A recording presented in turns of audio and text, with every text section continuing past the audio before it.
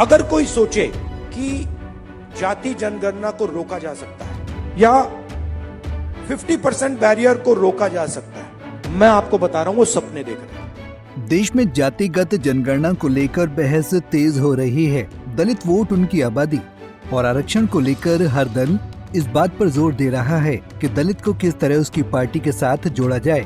जहां कांग्रेस जातिगत जनगणना की बात कर सरकार पर दबाव डालना चाहती है, वहीं दलित पार्टियां जैसे बीएसपी इस मुद्दे पर कांग्रेस को घेर रही हैं। इसी पर मायावती ने एक्स पर पोस्ट कर कहा कि कांग्रेस पार्टी जब सत्ता में थी तो उस समय जातिगत जनगणना क्यों नहीं करवाई गई।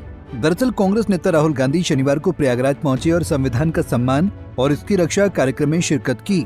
कार्यक्रम में मौजूद लोगों को संबोधित करते हुए राहुल गांधी ने कहा कि 90% लोग सिस्टम के बाहर बैठे हैं और उनकी भागीदारी के बिना देश नहीं चल सकता और इसके लिए 50% आरक्षण का बैरियर उखाड़ फेंकेंगे। इस पर राजनीतिक हलचल बढ़ गई है।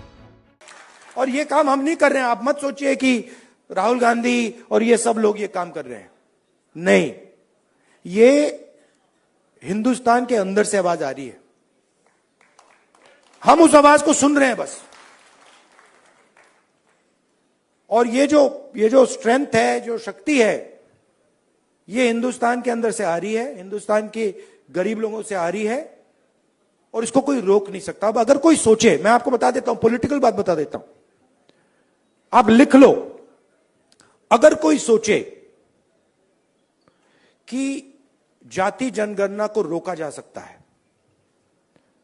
या 50% बैरियर को रोका जा सकता है, मैं आपको बता रहा हूं वो सपने देख रहा है। ये होगा ही होगा, इसको रोका नहीं जा सकता है। ना जाति जनगणना रोकेगा, ना सोशो इकोनॉमिक सर्वे रोकेगा, ना इंस्टीट्यूशनल सर्वे रोकेगा, ना 50% का बैरियर रहेगा। ये तीन सारे के सारे उड़ेंगे, क्योंकि हिंदुस्तान की जनता ने ये मन बना लिया है। ऑर्डर आ गया है, जनता से ऑर्डर आ गया है। अब आपको प्रधानमंत्री जी को यह बात एक्सेप्ट कर देनी चाहिए और ऑर्डर लागू कर देना चाहिए, और अगर नहीं करेंगे तो फिर दूसरे प्रधानमंत्री करेंगे। देश की राजनीति में लोकसभा चुनाव के बाद एक नया मोड़ आया है, जहां विपक्ष इस चुनाव में आरक्षण के नाम पर दलितों को अपनी ओर आकर्षित करने में कामयाब रहा है।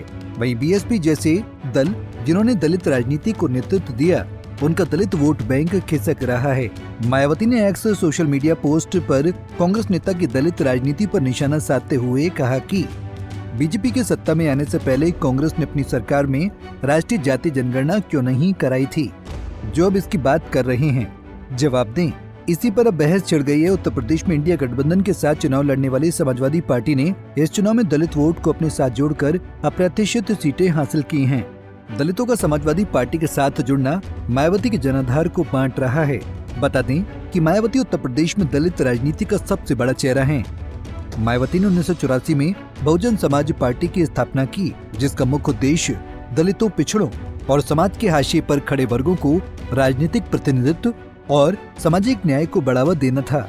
उनके नेतृत्व में बसपा ने उत्तर प्रदेश में महत्वपूर्ण चुनावी सफलता प्राप्त की। मायावती पहली बार 1995 में उत्तर प्रदेश की मुख्यमंत्री बनी, वहीं दूसरी बार 1997 में वो मुख्यमंत्री बनी और 2007 में तीसरी बार मुख्यमंत्री बनी।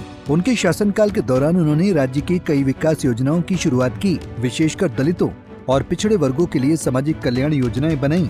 आइए नजर डालते हैं मायावती की बहुजन समाजवादी पार्टी के राजनीतिक सफर पर। बीएसपी ने किस दौर में कितनी सीटें हासिल की? 1993 के विधानसभा चुनाव में बहुजन समाज पार्टी ने 402 सीटों वाली विधानसभा में से 67 सीटें जीती थीं। इस चुनाव में बीएसपी ने समाजवादी पार्टी के साथ गठबंधन किया था। 1997 के विधानसभा चुनाव में बीएसपी ने 85 सीटें जीती और इस दौरान मायावती उत्तर प्रदेश की मुख्यमंत्री बनी। 2002 की विधानसभा चुनाव में बीएसपी ने 98 सीटों पर जीत हासिल की। 2007 के चुनाव में बीएसपी ने 206 सीटें जीतकर एक ऐतिहासिक जीत हासिल की और मायावती तीसरी बार उत्तर प्रदेश की मुख्यमंत्री बनी। 2012 के विधानसभा चुनाव में बीएसपी ने 80 सीटें जीती। 2017 के चुनाव में बीएसपी ने केवल 19 सीटें जीती।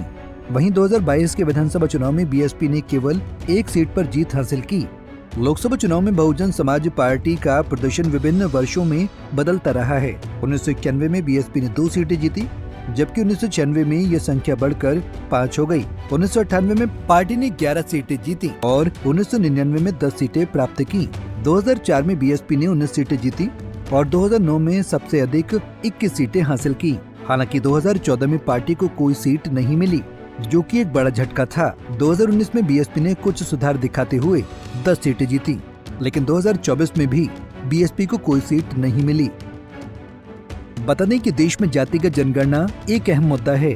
इस मुद्दे पर देश में कई राजनीतिक दल लंबे समय से राजनीति कर रहे हैं। भारत में जातिगत जनगणना केवल एक बार 1931 में की गई थी, जिसमें विभिन्न जातियों और उपजातियों का विवरण शामिल था।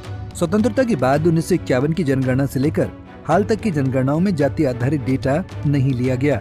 2001 और 2011 की जनगणनाओं में केवल जनसंख्या, शिक्षा और सामाजिक आर्थिक पहलुओं पर ध्यान केंद्रित किया गया। 2021 की जनगणना के लिए जातिगत डेटा एकत्रित करने की योजना बनाई गई थी, लेकिन कोविड-19 महामारी के कारण इसे स्थगित कर दिया गया। जातिगत जनगणना का मुद्दा लंबे समय से चर्चा में है और विभिन्न सामाजिक, राजनीतिक और आर्थिक उद्देश्यों के लिए जाति आधारित डेटा की मांग की जाती रही है। बहरहाल देश में विपक्ष के पास जाति एक ऐसा मुद्दा है जो विकास पर भारी पड़ सकता है।